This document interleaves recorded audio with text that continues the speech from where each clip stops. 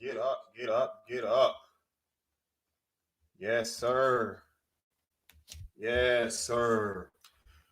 Good morning, everyone. Welcome to another episode of the Holding Your Own Sports broadcast. This is your host, E. I appreciate everybody giving me a look today.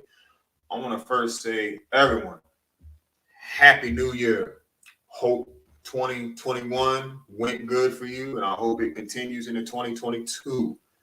Whatever resolutions you got, hope you keep them, and don't make no resolution if you can't keep it. But it's all good. It's all good. New year, same thing over here. We're gonna be talking some good sports today. What we got on the docket? Recapping that Duke's Mayo Bowl that happened Thursday. I wanted to give my thoughts on that.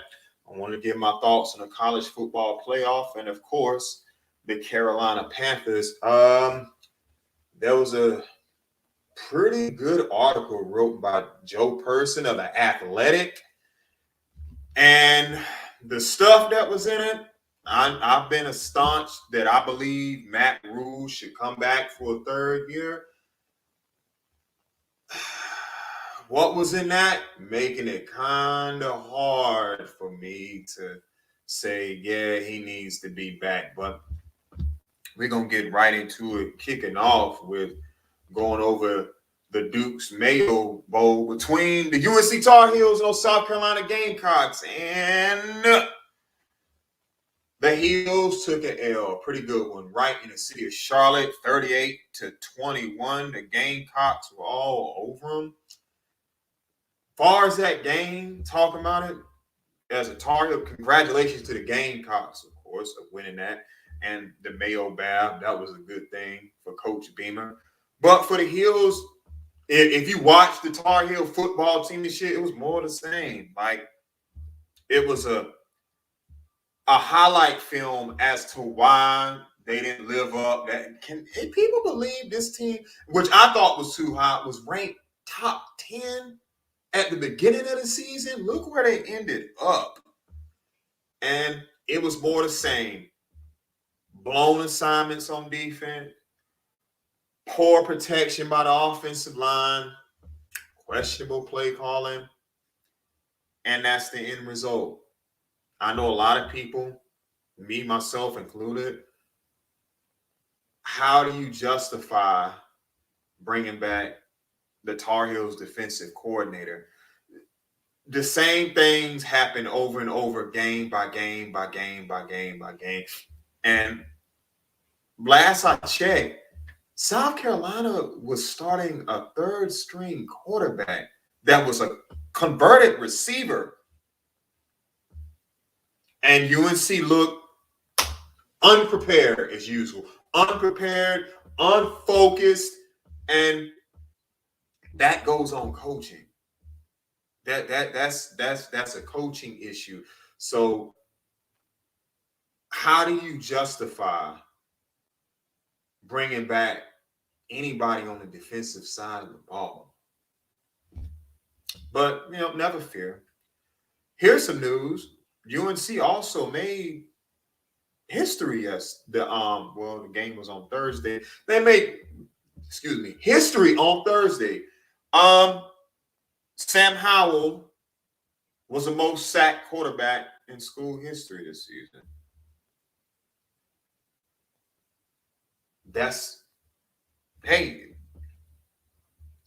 We expected a historic season, right? Over in Chapel Hill, there's your history right there.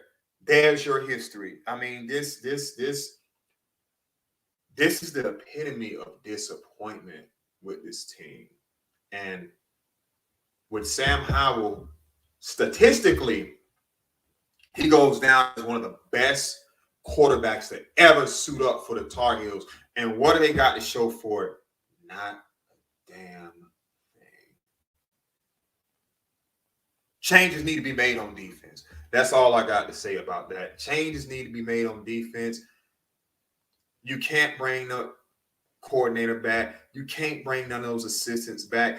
And if Chapel Hill wants to be serious, about football, you need to pony up and hire a good assistant and shell out the money. That's what all the top college programs do. If you are serious about making that program a perennial top 10 team every year, you have to pay your assistants and you have to pay your coordinators top dollar. That's what Ohio State does. That's what Alabama does. That's what Michigan does. That's what Georgia does. If you want to be not next to them, but down the street in the same neighborhood, you have to pay those guys. And it starts by getting rid of them. Now, I haven't seen anything about him getting let go yet. Maybe that happens in the middle of the week, but that's going to be a hard sell for that administration and to the fans. It's going to be a hard sell to me because you're winning the recruiting battles. It's not translating on the field. That's coaching, and you can't justify bringing back poor coaching again for another season. This was amazing. I got some stuff. Like I said, and then Carolina making more history. They win this game as 12.5-point favorites. Now, when I saw that number, I was wondering, what is everybody looking at? I don't see them as a 12.5-point favorite, and it showed.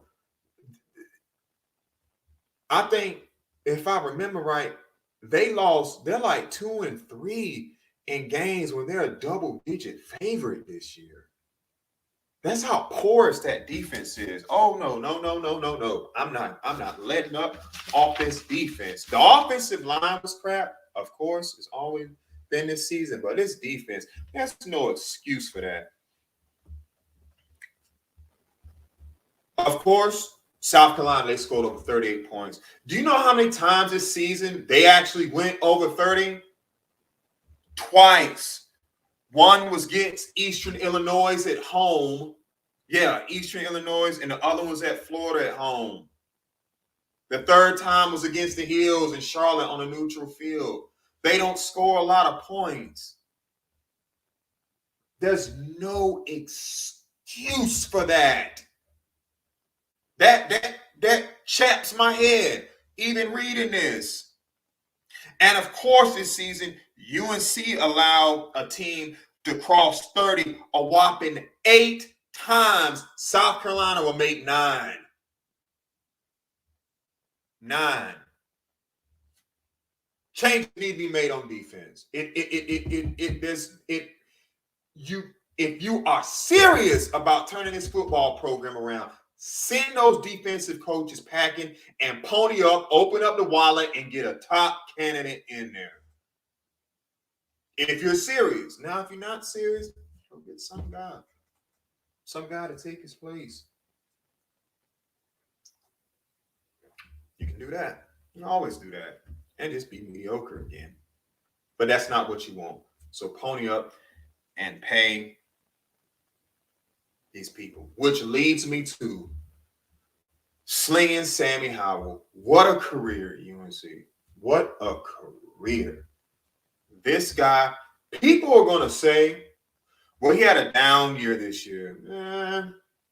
There's a little bit of truth to that. But you know what? I think this season actually helped Sam Howell's draft stock more. Why do I say that? Why do I believe that this season helped his draft stock more? Because in the NFL, you don't get everything you want. You don't get the best receivers. You don't get the best back. Sometimes your offensive line is a mess. Sometimes your defense will let you down a lot. That's everything Sam Howell experienced in college. Always sacked, always hit, hurried, constantly had to play from behind or in shootouts, and half the time he delivered. You don't think NFL scouts are going to look at this man was constantly hit. He got no help from his defense. There was questionable coaching and play calling, and he did the best what he could. That's a franchise quarterback to me. It is to me. See, everybody, what they'll do, and I'm very skeptical. Skeptical about people who come from big schools like the Alabamas, the Ohio States, the Michigans, the Georgias. Why? Because they got everything they want. I got the best skilled people. I got the best coaches. I got the best facilities, best home field advantage. You understand? Best home field advantage, best O-line. So it kind of skews. That's not what the NFL life is like. It's NFL life is like is you're getting paid to do without. You may be missing a left or right tackle for a couple of weeks. Your coaching may not be as good. You don't have the home field advantage anymore like you had, unless you're playing for Pittsburgh or Kansas City or Green Bay or Dallas, one of those traditional powers. You may not have that. You may be playing somewhere like Carolina when Green Bay comes in or Washington comes in. They take over the entire stadium. Everything I pointed out, what he went through, especially this past year, Sam Howell at UNC, shows why he's a franchise quarterback. Doing without. That's the key thing of being a franchise quarterback in NFL. Can you do without? Can you do without the home field advantage? Can you play in bad weather? Can you deal with a subpar O-line? Can you deal with below average receivers? Can you deal with subpar coaching? Can you overcome stuff? That's what makes you a franchise quarterback, because you're not going to have everything. Can you rally your team back when your defense fails to get a stop? Can you do those things? And Sam Howell, for the most part, showed he could do those things. That's why this past year, it helped his draft stock more than it hurt it. Because that's what NFL life is about. Doing without. So, can't wait to see Sam Howell at the next level. Don't know if the Carolina Panthers are going to draft him or not. We'll see. But this past season, it helped Sam Howell more than it actually hurt him. He had to deal with a lot, and that's NFL life. You're getting paid to deal with a lot of crap, a lot of injuries, the pressure of the media now and fans. Sam Darnold. Ooh, I said Sam Darnold. I'm going to get to him later, and I mix those two up a lot. I'm going to get to Sam Darnold later. Sam Howell showed why. This past season, he's going to make somebody real happy, in my opinion, as an NFL franchise quarterback. Now, I could be wrong. I might be coming on here 2-3 years later eating crow about Sam Howell. But this past season, he showed he's a franchise quarterback. But that's all I want to talk about as far as the Duke's Mayo Bowl. Shout out to the South Carolina Gamecocks. The way they talking, they have a bright future. So that works out for them. I'm pretty sure North Carolina, we'll cross paths with the Gamecocks again. Maybe I don't hear no more of that cock-a-doodle-doo and all that stuff. That was getting on Thursday. But that's all I got to say about that. Moving on. The college football playoff is set, to the surprise of absolutely no one. Alabama and Georgia will be facing off Monday night, I believe, January 10th, prime time for gold in the college football playoff for college football supremacy. Now, people are upset. They're mad, a little salty, that Alabama is back in it again. I'm not mad. That's the best team. But to be honest, I don't plan on watching. Why? It's not interesting to me. Now, I'll talk about it, but it's not interesting to me. See, you can't complain about something if you're not going to change it. Now, I would love to come on here the next day and do a podcast and talk about how Georgia won, because they haven't won in so long. So I would love to see Go Dogs. Bring it home. But who knows? You want to get somebody's attention, you don't support the product. A lot of people on Twitter and all over the internet are talking about how this is bad for college football.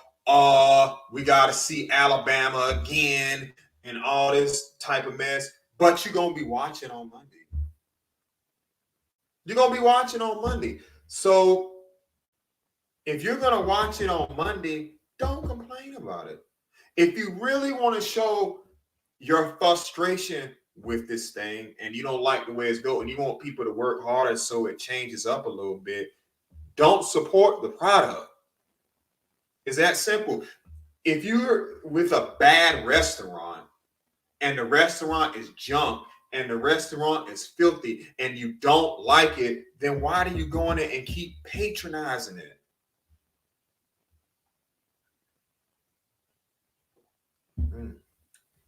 Why would you go in there and keep spending your money if you don't like the restaurant? That's the same thing. All y'all people complaining about this college football playoffs and Alabama, woo, wrong guy. Y'all gonna be right in there watching it, sitting right there watching the thing.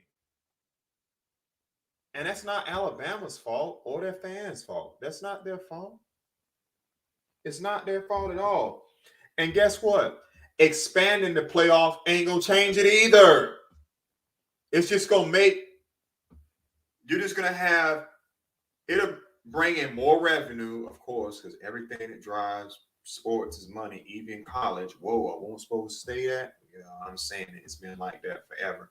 And finally, the players get a piece of their pie that's well deserved by anybody else that's out there. But that's another broadcast for another day. Expanding the playoffs is not going to change up the title game. It's not going to change up the title game. So don't support it. If you want to see changes within the college football playoff and the system, and you're tired of seeing the same teams every year, don't support it. Hit people in their pockets if you want to make a change or see change with the way things are going. You understand? That's how you do it. Don't complain about it. And somebody asked a silly question: is Nick Saban the best college football coach ever? Yeah, he is. And I don't need him to win Monday night to prove that. That's something I thought was already established. Nick Saban is the best college football coach. And I hate things didn't work out for him in the NFL, because if he would have got Drew Brees, he may have been the best the best football coach ever. But being that he did not do or was very successful at the NFL level, I got to regulate him to being the best college football coach ever. And that's actually not a bad thing. Shout out to Roll Tide. Shout out to those Georgia Bulldogs. Me personally, I hope Georgia takes it because they haven't won in a very long time. I'm not sure if they even do have a national championship or not. So I would love to see those fans turn up. But as far as that game goes, if you don't like what's going on, don't support the game. Don't look at it. Don't watch it. Don't tweet about it. Don't share anything. When you hit people's pockets, that's when you get their attention. Hit their pockets. You hit their pockets, you get their attention. And that's all I want to say about the college football playoff. No, I'm not about to go over another bow. Moving on. Everybody's favorite topic, not mine, talking about the Carolina Panthers. They go at it against the Saints today, like around 4:30. I don't know why they moved the game back or why they wouldn't keep it at 1 o'clock. So I want to apologize to the rest of the country. You get to see my Panthers wet the bed all over the place this evening. Middle of the week, Matt Rule announced Sam Darnold is going to start. A lot of the fan base got in an uproar. Why come we're not going to start Cam? I get it to a certain degree. Cam Newton is not who he once was anymore.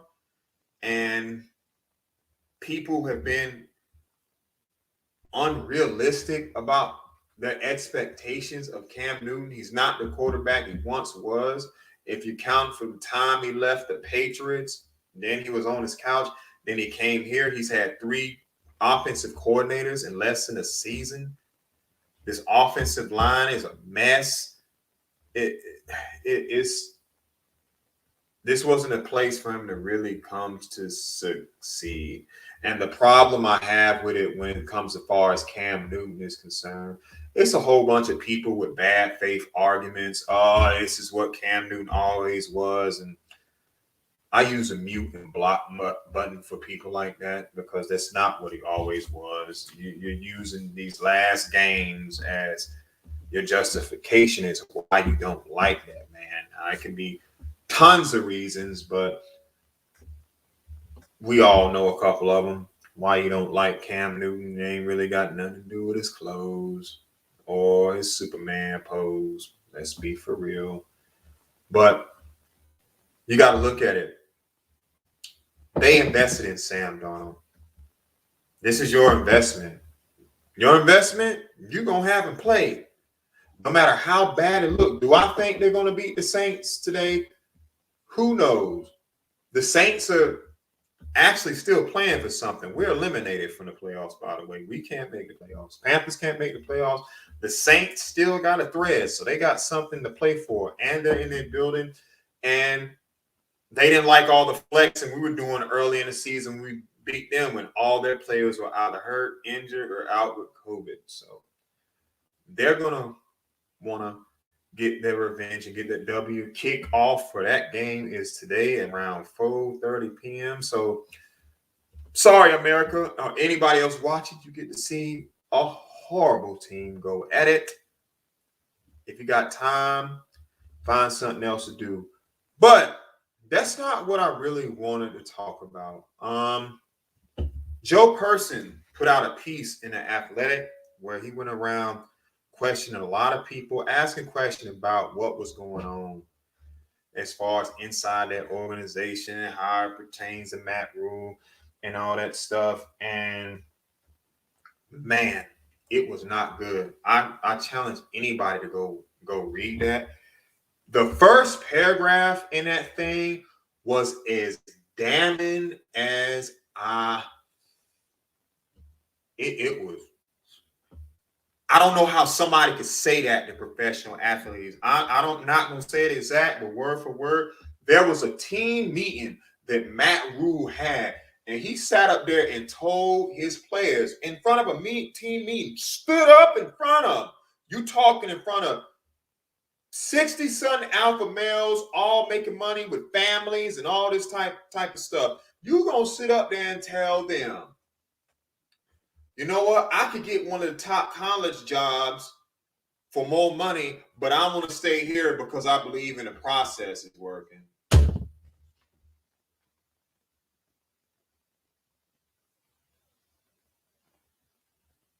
Matt Rule, what in the entire hell was that? To tell somebody that.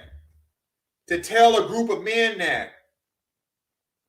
That's like you telling your significant other, hey, you know, I could go out here and date this hotter female or this hotter dude, but I want to stay here and work things out with you because I believe in what we're doing. How do you think that's going to land? Just so unself-aware. And this is college coach stuff. It's college coach stuff because this is the ways Urban Meyer was talking. You remember there was an article about Urban Meyer that came out. He told it was telling his coach, where were you a winner? Where were you a winner? Where were you a winner? I'm like,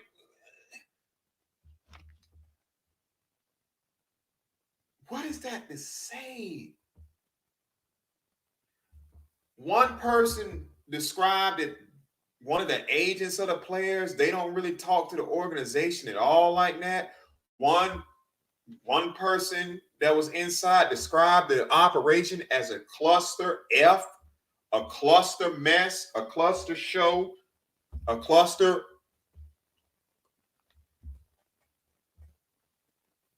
This thing was not a good look. Of course, when Matt Rule had his press conference and they asked him about it, he denied it with anonymous sources. But this is stuff we've been talking about, and everybody's been talking about, and Joe Person's been doing that for a long time. He doesn't have no reason to make anything up like that. He went and asked questions. And to get real statements, you gotta have anonymous sources because people aren't going to put their names and stuff. And oh yeah, I forgot. One source said that the owner, and this might be the most striking one. Dave Tepper, the owner, he's embarrassed and ashamed at the contract he gave Matt Rule. I sat here a couple of days ago saying why I think Matt Rule should get a third year. I sat right here and I said those things. But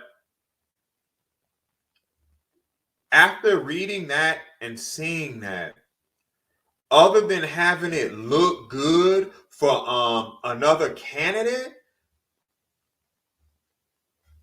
I can't justify bringing Matt Rule back.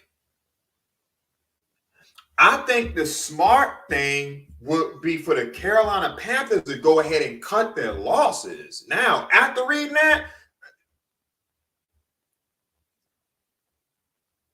this locker room has been lost. Now, to be fair, there were quotes from Stephon Gilmore, Robbie Anderson, other people that sat up here and said that, hey, Matt Rule, he asked about your family and stuff like that. He actually talks to them like they're people. So there is that. So I don't want to say that it's all bad and all this type of stuff, but that thing is pretty damning. It's pretty damning, and I don't see how you justify bringing Matt Rule back for a third year. If it's like that, and that's why I'm watching this game. Because it said David Tepper is embarrassed right now. If they go down to New Orleans today and get body rocked, I don't know if he makes it the next week.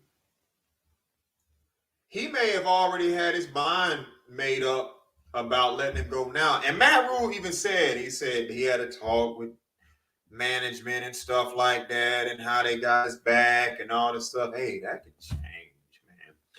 If they go down to New Orleans today and get lit up like a daggum Christmas tree, get lit up like a blunt on 420, all in rotation, everybody getting a hit, scoring points. I don't see. I may be wrong. Matt may not get a third year. With that being said, if Matt Rule is let go, who replaces him? Who do you get in here? I got a candidate that I would like, and it's Jim Caldwell. Why Jim Caldwell? He's not employed right now. And if I check, I believe the Jaguars are bringing him in for an interview. He would be perfect. Let's be honest. The Panthers on a top job. They're on a top job right now. Let's be for real. You got a running back that can't stay healthy. You may have an impatient owner. You're in a small market. You have one pick in the top 100. Offensive line is a freaking mess. You're not going to get a top candidate. Sorry, you're not.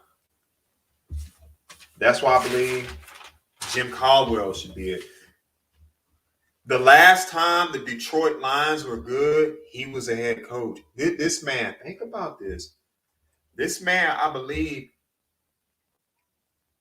led them to 3 winning records and got them in the playoffs 2 times. They haven't done nothing close to that before or after that man has left. And that roster was limited. Very, very, very, very, very, very limited. You know. So that's one of the reasons. Took over Tony Dungy, guided the Colts to a Super Bowl, was an offensive coordinator for the Ravens when they beat San Francisco to win the Super Bowl. He's the only person. And you know what? If I was Jim Caldwell, you know what I say? If the Panthers call me, you know what I say? Here's what we're going to do. I want you to give me the exact same contract you gave Matt Rule. The exact same one. If I was Jim Caldwell. Why would I say that? Because you sat up here and gave this man all this money and all this link, and he ain't did nothing, jack diddly squat nothing in NFL, and you calling me up here to fix this daggum mess for franchise that this man has sat up here and messed up. Oh no. And my resume, I actually got a couple of wins on my belt. I actually got a couple of things I did in the NFL that can I show my resume speaks for itself. No. You not if I was Jim, I wouldn't dare they lowball him. They better not. Yeah, bid for me. Because if it's not me, who else you got? Eric Bieniemy. Eric Bieniemy ain't coming. I'd be surprised they hire Eric Bieniemy if they let Matt Rule go. Why would Eric Bieniemy come here? And that's a top candidate.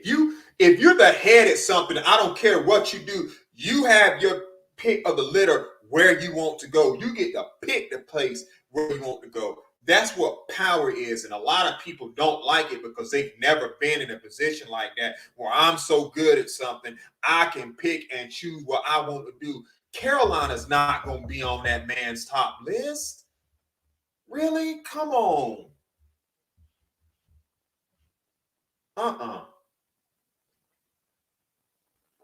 Carolina's not going to be on that man's top list. I'm sorry.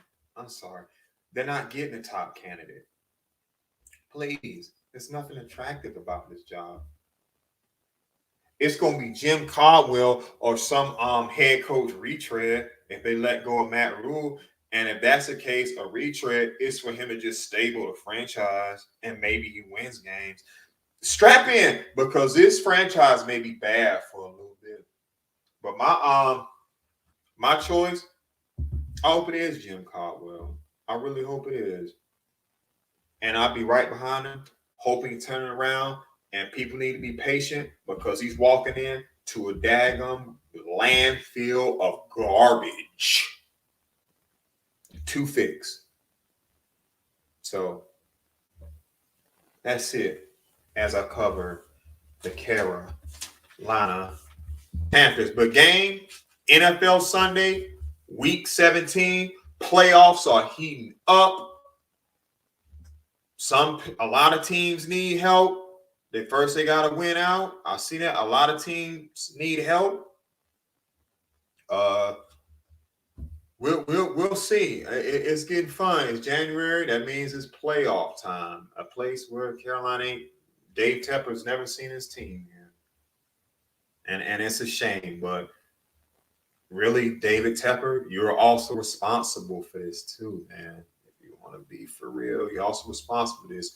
You put so much faith in a college coach just because what he did at Baylor and Temple, and also something in that article said it's you gotta laugh through the pain, man. It's painful talking about the Carolina Panthers like this. One person said this team has too many Baylor and Temple players on it, and honestly, they wouldn't play in the NFL.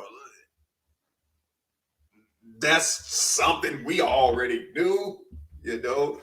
So also the article said Matt Rule has full control of power. But before I head off, that's another thing I wanted to say about the Carolina Panthers. If Matt Rule is retained for the third year, I guarantee you some of his power is going to be taken away. And would Matt Rule want that? I can see them going in the third year and every personnel decision or every change that needs to be made, it's going to go directly through Scott Fitterer. Matt, you ain't got nothing to do with this. Everything, it's got to be proved by Scott Fitterer first.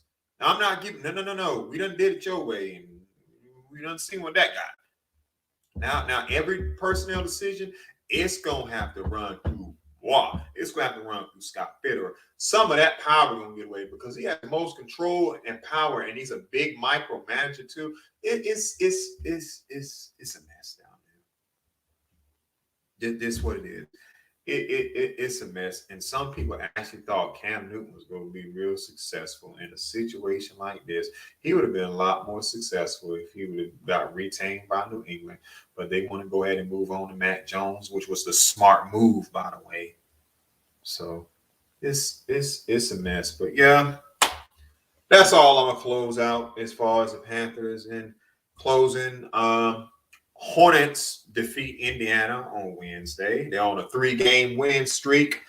Miles Bridges and PJ Washington have clear health and safety protocols. They got a game tonight at 7 over at the Spectrum Center, facing off against the Suns, hoping they can get their face back because the Suns really washed them really good the last time they were out west.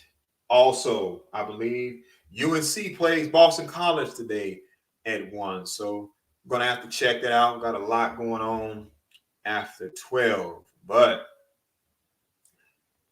next episode coming up this week, I'll be recapping, of course. I might get back on this evening if I hear any different news after the Panthers game. If it's just a regular loss, I may not cover it because what's the point of covering another loss? But let's just say we hear some news like Matt Rule possibly might be fired on Monday before Black Monday. Actually, Black Monday's and 2 weeks from tomorrow. Yep, 2 weeks. No, a week. A week from tomorrow. Excuse me, not 2 weeks. A week from tomorrow is Black Monday. So, because they got one more game left after this one.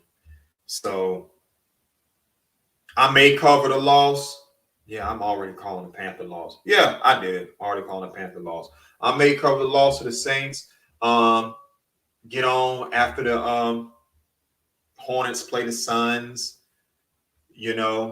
See how that game goes. Talk a little bit about UNC BC. But that'll be the games I'm recapping. And next episode, I do want to speak on Russell Wilson leaving Seattle and give my destination, if he does leave, give my destinations of where Russell Wilson might go and what be the best fit for him. And I'm telling you right now, it's not the Carolina Panthers. So if you thought I was going to come on here and say, oh, man, this is why Russell Wilson should come to the Carolina, it's not on there. So don't even worry about it. Right. But I appreciate everybody giving me a like, a subscribe. If you're feeling what you're hearing, please do that. Pound that like. Hit the subscribe. I try to upload at least twice a week. I appreciate anybody that's checking me out. Leave a comment. Tell me what you like, what you dislike. Tell me what call me a stupid idiot or you don't know what the heck you talking about. But anyways, y'all enjoy your games today, and I will be seeing y'all another time. Peace.